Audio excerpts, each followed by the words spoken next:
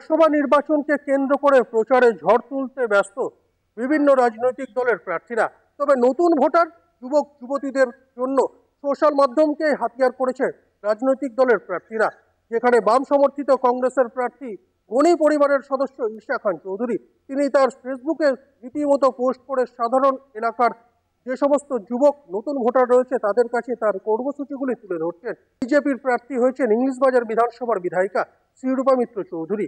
অন্যদিকে তৃণমূলের প্রার্থী হয়েছেন অক্সফোর্ডের গবেষক শাহনওয়াজ আলী রায়হান।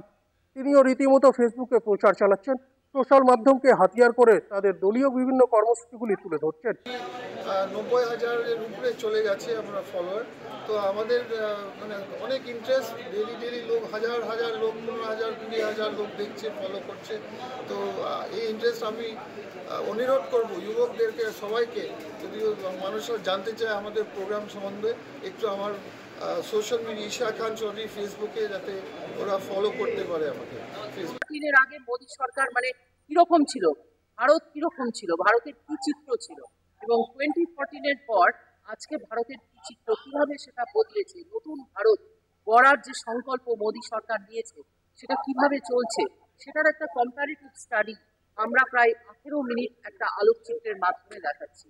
এবং এই 2 ঘন্টা ডিজিটাল স্ক্রিনের দিকে চোখ রেখে তারা এত প্রভাবিত হচ্ছে, এবং সেই প্রভাবের ফলেই আমার মনে হয় যে এই ফেসবুক বা সোশ্যাল মিডিয়া প্রচার, যেটা আপনি বলছেন 2 লক্ষর ওপর ফলোয়ার, এই জিনিসটা সেখান থেকেই তৈরি হচ্ছে। সব মিলিয়ে দক্ষিণ মালদা লোকসভা কেন্দ্রে কার মুখে শেষ হাসি থাকে তার জন্য অপেক্ষা করতে হবে।